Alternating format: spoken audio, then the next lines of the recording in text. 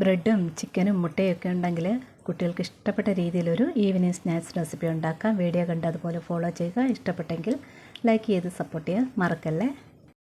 കടായിൽ കുറച്ച് വെള്ളം തിളയ്ക്കാനായിട്ട് വെച്ചിട്ടുണ്ടായിരുന്നു. കുറച്ച് ഉപ്പൂടെ ചേർത്ത് ഇളക്കുകയാണ്. 1 കപ്പ് ബോൺലെസ് ചിക്കനാണ് ചേർക്കുന്നത്. അതും ചേർത്തിട്ടുണ്ട്. കൂടെ തന്നെ കുറച്ച് കുരുമുളക് പൊടിയും പെരുംജീരകം മാത്രമായിട്ട് പൊടിച്ചാണ് അതും ചേർത്തിട്ടുണ്ട്. ഇതിൻ്റെ കൂടെ തന്നെ ഒരല്പം ഇഞ്ചി വെളുത്തുള്ളി പേസ്റ്റ് കൂടെ ചേർത്തിട്ടുണ്ട്. വീഡിയോ സ്കിപ്പായിട്ടുണ്ട്. എല്ലാം കൂടെ ചേർത്ത് നന്നായിട്ട് ഇളക്കിയതിന് ശേഷം മൂടി വെച്ചൊന്ന് വേവിച്ചെടുക്കണം. അതുപോലെ തന്നെ ആ വെള്ളമെല്ലാം ഒന്ന് പറ്റിച്ചെടുക്കുകയും വേണേ. ഇത് ചിക്കനൊക്കെ വെന്തിട്ടുണ്ട്. ഇനി ഒരല്പം കൂടെ വെള്ളം പറ്റാനുണ്ട്. അതിങ്ങനെ ഒന്ന് ഇളക്കിയെടുത്താൽ മാത്രം മതി. പെട്ടെന്ന് അത് ഡ്രൈ ആയിക്കോളുക. ഗ്യാസൊക്കെ ഓഫ് ചെയ്ത് ഇതൊന്ന് ആറാൻ വേണ്ടി വെക്കുക. ലൈറ്റായിട്ടൊന്ന് ആറിയതിന് ശേഷം മിക്സിയുടെ വലിയ ജാറിലിട്ട് ജസ്റ്റ് ഒന്ന് പൾസ് ചെയ്തെടുക്കണേ. ഒരുപാടിട്ട് അരയ്ക്കരുത്. ഒന്ന് പിച്ചെടുത്ത പോലെ കിട്ടിയാൽ മതിയേ. അങ്ങനെയും മാറ്റി വെക്കുവാണേ. കടായിൽ കുറച്ച് എണ്ണ ഒഴിച്ചിട്ടുണ്ട്. വളരെ ചെറുതായിട്ട് പൊടിയായിട്ട് അരിഞ്ഞ് വെളുത്തുള്ളിയാണ് ചേർക്കുന്നത്. വെളുത്തുള്ളി ഇട്ട് ലൈറ്റായിട്ടൊന്ന് മൂപ്പിച്ചെടുക്കണേ. പെട്ടെന്ന് വഴന്ന് കിട്ടും, ചെറുതായിട്ട് അരിഞ്ഞത് കാരണമേ. ഇനി സവാളയാണ് ചേർക്കുന്നത്. കനം കുറഞ്ഞ് അരിഞ്ഞിരിക്കണേ. സവാളയൊന്ന് വഴറ്റിയെടുക്കണം.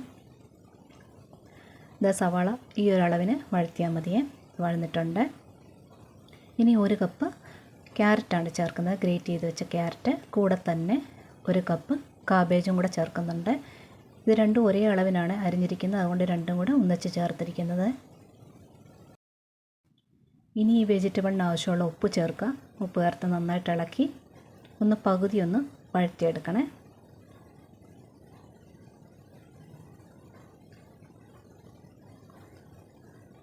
ഇത് വഴന്ന് വന്നിട്ടുണ്ട്. ഒന്ന് പകുതി വഴന്നിട്ടുണ്ട്. ഇനി ഇതിനകത്ത് ക്യാപ്സിക്കമാണ് ചേർക്കുന്നത്. ഇത് രണ്ടും 1 കപ്പ് ചേർത്തിട്ടുണ്ട്. ക്യാപ്സിക്കം മാത്രം കുറച്ചളവ് കുറച്ചാണ് ചേർത്തിരിക്കുന്നത്. ക്യാപ്സിക്കം ഒന്ന് പകുതി വഴന്നതിന് ശേഷം കുറച്ച് കുരുമുളക് പൊടി ചേർക്കുകയാണ്. ഇതെല്ലാം നിങ്ങളുടെ എരിവിനനുസരിച്ച് ചേർക്കാവുന്നതാണ്. ഇനി ചില്ലി ഫ്ലേക്സ് മുളക് ചതച്ചോട് ചേർത്തിട്ടുണ്ട്. ഇനി പെരുംജീരകപ്പൊടി വീണ്ടും ചേർക്കുന്നുണ്ട്. അതും ചേർത്തിട്ടുണ്ട്.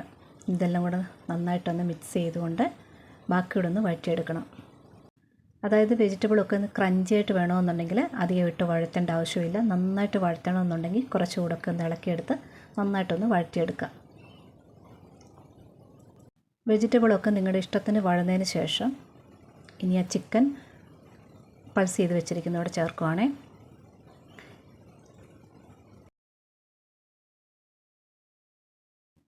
ഇനി ഗ്യാസ് വേണമെന്നുണ്ടെങ്കിൽ അങ്ങ് ഓഫ് ചെയ്യാം. ഇനി ഇതൊന്നും വഴറ്റിട്ടൊന്നും ആവശ്യമില്ല. ഇത് ചിക്കനെല്ലാം നന്നായിട്ടൊന്ന് മിക്സ് ചെയ്തെടുത്താൽ മതിയേ.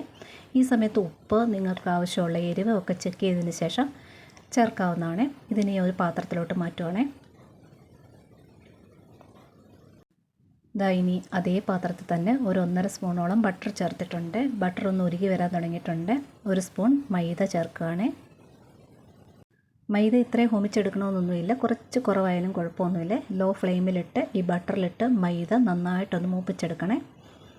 നന്നായിട്ട് ഇളക്കിക്കൊണ്ടിരിക്കണം. ഇങ്ങനെ ഒരു ബബിൾ പോലെ, ഒരു പത പോലെ ഇങ്ങനെ വരുന്ന കാണാമേ. ഇങ്ങനെ വരണം. അപ്പം മൈദ മൂത്തുന്നർത്ഥം. ഇനി 1 കപ്പോളം പാലെടുത്ത് വെച്ചിട്ടുണ്ടായിരുന്നു. ആദ്യമേ കുറേശ്ശെ ഒഴിച്ച് കട്ടയില്ലാതെ പെട്ടെന്ന് തന്നെ ഇളക്കിയെടുക്കണേ. പെട്ടെന്ന് ഇത് കട്ടിയായിക്കൊണ്ടിരിക്കും. കുറേശ്ശെ ഒഴിച്ച് ഒരു മയോണൈസ് പരുവത്തിൽ ഒന്ന് കുഴച്ചെടുക്കണേ. ഇതിപ്പോൾ ഒരു വൈറ്റ് സോസിൻ്റെ മെത്തേഡാണ് ചെയ്യുന്നത്. ഇതിനകത്തിപ്പോൾ ഉപ്പും കുരുമുളക് പൊടിയൊന്നും ഞാനിപ്പോൾ ചേർക്കുന്നില്ല. ഗ്യാസ് ലോ ഫ്ലെയിമിൽ തന്നെ വെച്ചിരിക്കണം. എപ്പോൾ ഒരു മയോണൈസിൻ്റെ ഒരു കുഴഞ്ഞൊരു പരുവാവുന്ന പാലൊഴിക്കുന്ന അങ്ങ് സ്റ്റോപ്പ് ചെയ്യണം. ഈ ഒരു പരുവത്തിൽ കിട്ടിയിട്ടുണ്ട്. ഇനി ഗ്യാസ് ഓൺ ആക്കണമെന്നൊന്നും ആവശ്യമില്ല. ഗ്യാസ് അങ്ങ് ഓഫ് ചെയ്തുകൊണ്ട് ചിക്കൻ മിക്സ് എല്ലാം ചേർത്ത് കുറേശ്ശെയായിട്ട് ചേർത്തുകൊണ്ട് നന്നായിട്ടൊന്ന് മിക്സ് ചെയ്തെടുക്കുകയാണ്.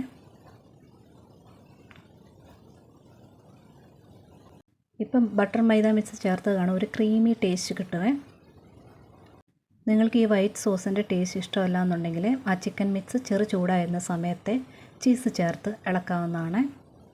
അപ്പോൾ നന്നായിട്ട് മെൽറ്റായി ഇങ്ങനെ ബൈൻഡിങ് ടെക്സ്ചർ കിട്ടുമേ. അഥവാ നിങ്ങൾക്ക് ചീസും ഇഷ്ടമല്ല എന്നുണ്ടെങ്കിൽ മയോണൈസ് ടേസ്റ്റാണ് ഇഷ്ടമെന്നുണ്ടെങ്കിൽ നമ്മുടെ ഈ ചിക്കൻ മിക്സിനകത്തോട്ട് നല്ലവണ്ണം ആറിയതിന് ശേഷം മയോണൈസ് ചേർത്ത് ഇളക്കിയാലും മതിയേ. അങ്ങനെ 3 ടേസ്റ്റ് നിങ്ങൾക്ക് ചെയ്യാനായിട്ട് പറ്റും.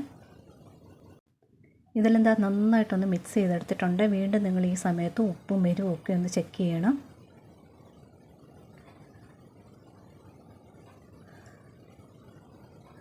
ഇതാ ഇങ്ങനെ നല്ല ഒന്ന് കുഴഞ്ഞ് കിട്ടിയിട്ടുണ്ട്. ഞാൻ ഇനി രണ്ടായിട്ട് മാറ്റി വയ്ക്കുന്നുണ്ട്. ഇതിനകത്ത് വീണ്ടും 2 ഫ്ലേവർ കൊടുക്കുവാണ്.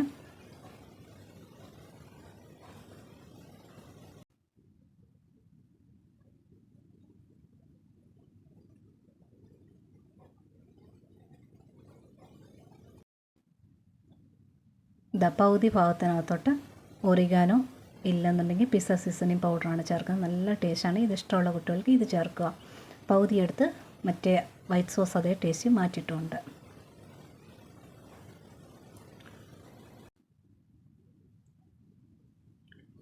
ഇനി 2 ബ്രെഡ് വെച്ച് പാക്കറ്റിൽ നിന്ന് എടുക്കുക. 2 ബ്രെഡൂടെ ചേർത്ത് വെച്ചുകൊണ്ട് 4 സൈഡും ആ ബ്രൗൺ ഭാഗം 4 സൈഡും കട്ട് ചെയ്ത് മാറ്റുകയാണ്. ആ ബ്രൗൺ ഭാഗമൊക്കെ ബ്രെഡ് ക്രംസ് ചെയ്യാനായിട്ട് യൂസ് ചെയ്യാം. ഇതുപോലെ കട്ട് ചെയ്ത് വയ്ക്കുക. നിങ്ങൾ കട്ട് ചെയ്ത് വെക്കുന്ന ആ 2 പീസ് അതുപോലെ തന്നെ ജോഡിയായിട്ട് തന്നെ മാറ്റി വയ്ക്കണേ. ഇത്രയും ബ്രൗൺ ഇങ്ങനെ ചേർത്ത് കട്ട് ചെയ്ത് മാറ്റിയാൽ മതിയേ. ഇനി 2 മുട്ട എടുത്തിട്ടുണ്ട്. അതിൽ കുറച്ച് ചില്ലി ഫ്ലേക്സ്, കുരുമുളക് പൊടി, ഉപ്പും ചേർത്ത് ഒന്ന് ബീറ്റ് ചെയ്തെടുക്കുകയാണ്. അതുപോലെ തന്നെ കുറച്ച് ബ്രെഡ് കൂടെ പൊടിച്ച് വെച്ചിട്ടുണ്ട്. ഇനി ജോഡിയായി വെച്ചിരിക്കുന്ന ബ്രെഡ് മുട്ടയിൽ നന്നായിട്ട് ഡിപ്പ് ചെയ്തെടുക്കണേ. ആ 2 ബ്രെഡിൻ്റെ ഇടയ്ക്ക് മുട്ട കയറരുത്. ഇതാ ഇങ്ങനെ ചേർത്ത് പിടിച്ചുകൊണ്ട് തന്നെ എല്ലാ ഭാഗത്തും മുട്ടയാവുന്ന രീതിയിൽ മുക്കിയെടുത്തതിന് ശേഷം ബ്രെഡ് ക്രംസ് ഇട്ട് ഒന്ന് കോട്ട് ചെയ്തെടുക്കാമേ. ആ 2 ബ്രെഡ് ഒരുപോലെ ചേർത്ത് വെച്ച് വേണം കോട്ട് ചെയ്യാമെന്ന് മാത്രമേ ഉള്ളൂ. ഇതാ അങ്ങനെ കോട്ട് ചെയ്ത് ഒരു 4 ഭാഗവും ഇങ്ങനെ ചുറ്റിച്ചെടുത്ത്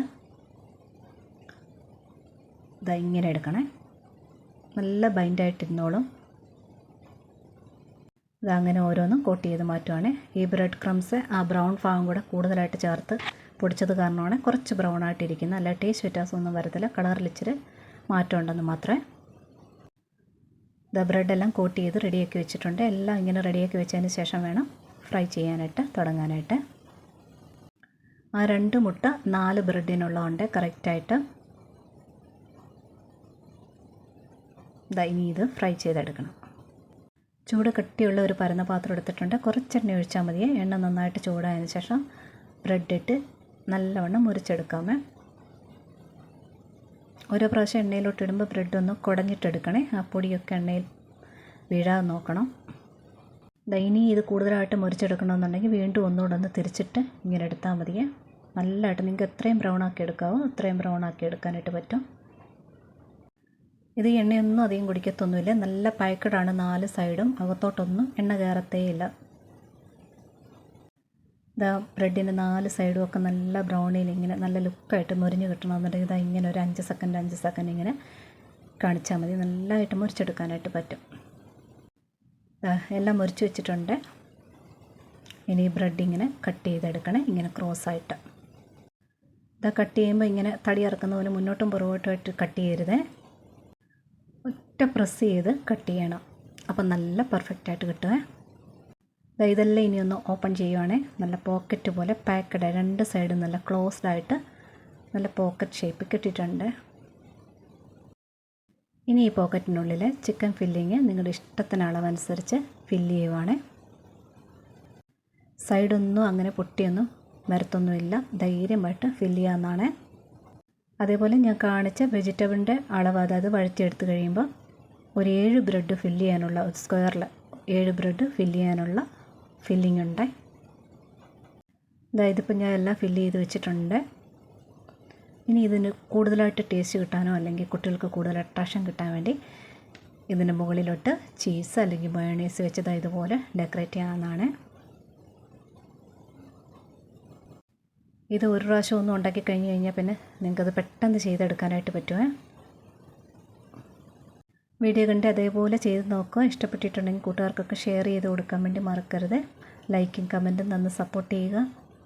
സബ്സ്ക്രൈബ് ചെയ്ത് കാണുന്ന കൂട്ടുകാരുണ്ടെങ്കിൽ സബ്സ്ക്രൈബ് ചെയ്ത് സപ്പോർട്ട് ചെയ്യണേ. Thank you for watching.